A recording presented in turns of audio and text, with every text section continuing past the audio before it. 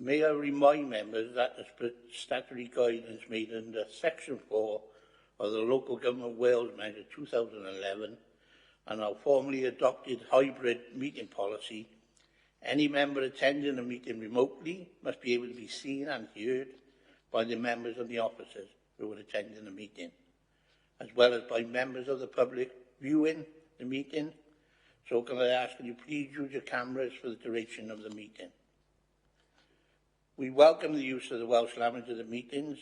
I've had no request for people to speak Welsh today, so this meeting will be conducted in English only. Members in the chamber, please be aware that we're all on camera and you may be visible on screen when people around you are speaking. And please remember to speak clearly into your microphones. Members participating remotely, can you please refrain from using the chat function and instead use the raised hand icon to indicate when you want to speak. And please remember to keep your microphone muted when you're not talking. Thank you for that. Now move on to the agenda. We move to item 1, which is attendance and apologies. Chris, do we have any apologies? Yes, we do, Chair. We've got apologies from Councillors Giles Davis and John James. Thanks. Thank you for that, Chris. We then move on to item 2, declarations of interest. Has anybody got any declarations? I got a declaration that I'm a VOSA tester, so I'll do a thought I'll tell that because that's in the actual minutes. Right. Thank you for that. Then we then move on to item 3 then. In minutes of the last meeting, 22nd of the 2nd, 24, and that's on page 3 to page 8. I'll give you a minute. Members, could you possibly state whether you have anything to raise in relation to the minutes?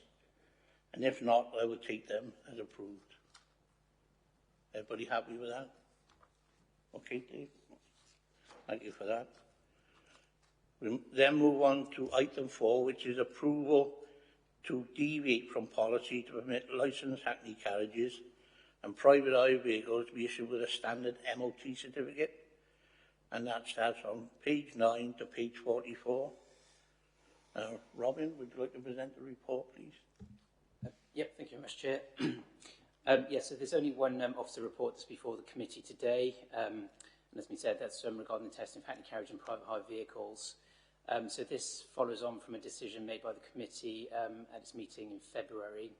And no doubt, as the committee will recall, the council's policy is that hackney carriages and private hire vehicles will be tested on behalf of the council at an appointed garage at set intervals.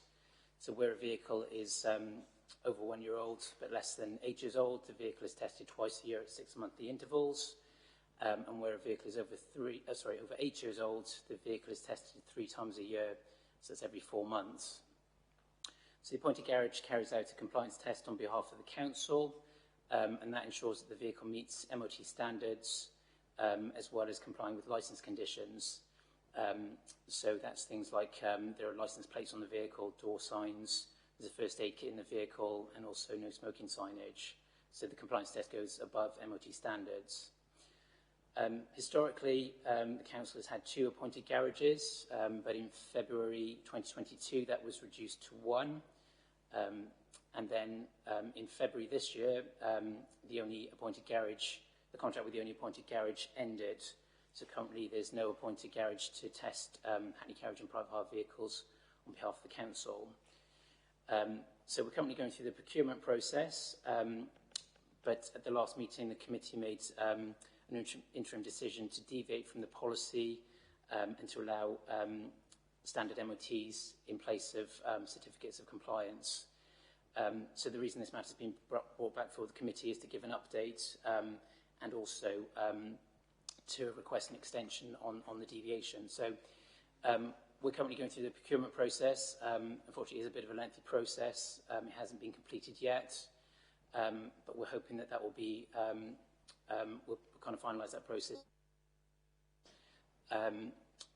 But obviously, we needed to bring the matter before the committee for consideration as per the last report. So the reason we're asking for the extension is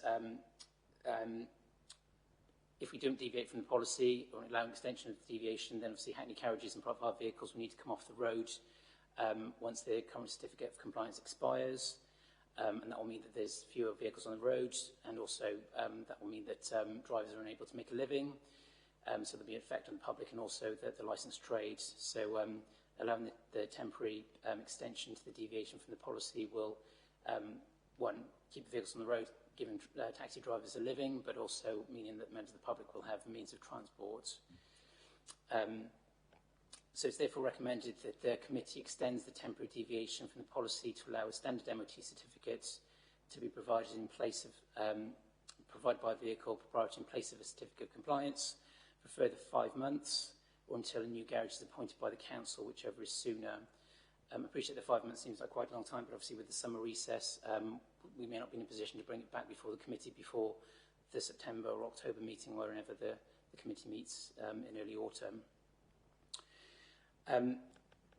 The only other alternative is if we don't allow the deviation and we stick with the policy requiring certificate compliance, which can't be provided by vehicle providers, would be that every case would have to be considered on its merits, and applications would be brought before the chief executive or the licensing panel to decide whether to grant an application in the absence of a certificate of compliance. Obviously, that would be incredibly time and resource intensive to do that. So I'll now just move to the recommendations, which is set out on page, or begin at page 13 of the agenda. So the recommendation is that in exceptional circumstances where no council-appointed garage exists to issue certificate of compliance to Hackney carriages and private hire vehicles, that the licence committee permits a deviation from the council's policy until its September-October meeting, or until a garage is appointed by the council, whichever is sooner. And the deviation is by allowing the submission of a standard MOT certificate issued by a DVSA-approved garage in place of a certificate of compliance in the following circumstances. So the first circumstance is with an application to licence a new vehicle that is older than 1 year, provided the MOT certificate was issued in the month prior to the application for the licence being submitted to the council, and then subsequently prior to the expiry date of that MOT certificate. The second scenario is prior to the first anniversary, the date of first registration of any licensed vehicle that is less than 1 year old, and then subsequently prior to the expiry date of the MOT certificate. The third situation is prior to the expiry of any current certificate of compliance, and then subsequently prior to the expiry date of the MOT certificate. And lastly, prior to a licence being reinstated after it's been suspended due to concerns about its fitness, or the vehicle becoming temporarily unlicensed due to involvement in an accident, where the MOT certificate must have been issued after the date of the suspension or accident as applicable. And that's the report, Chair. Thank you. Any members got any questions to Robin regarding the report? Okay. Yeah, thanks, Chair. Robin, how many garages have come forward for to tender? And the other thing, did we explore looking at our own garage, setting our own garage up to do this? Yeah, we're still going through the process. I'm not sure whether the number of garages in the public domain at present, I'm not sure whether I can share that information, but we have explored with our garage, and it is an option we're looking at. So, yeah, that helps. Has anybody else got any questions before I ask them? Anybody else want to ask Robin anything? No. Do the taxi company understand what is needed of them at this present time? And are they coming back to you for advice or anything like that? We gave this information to the trade back in February when the decision was made by the committee. There were a few questions at the time, just asking various scenarios, sort of thing. So some people have a sort of clarification. But yeah, they seem to understand what is required, and obviously we'll update them with any changes as and when they occur. So sorry, was there a second question? Yeah, other part of they coming to you with advice which you just said about, and do they understand what is asked of them with a new MOT? Right. Yeah, so it has been communicated, the scenarios as per the recommendations, so they understand when they would need to get an MOT. We've also worked, the there's a newly formed taxi association that we've been working with, so they've been kept informed. I know quite often drivers will go to them directly with questions, so we provided advice to them, and they've no doubt shared it with the people they represent. So yeah. If nobody else got any questions, Robin, the recommendations on page 13 and 14 is a long one. Has everybody read them, or? And then, right. Do members agree with the recommendations? Yeah. Thank you for that, then. Right. The next stage we move on to is date of the next meeting. That's how quick we've gone through this one.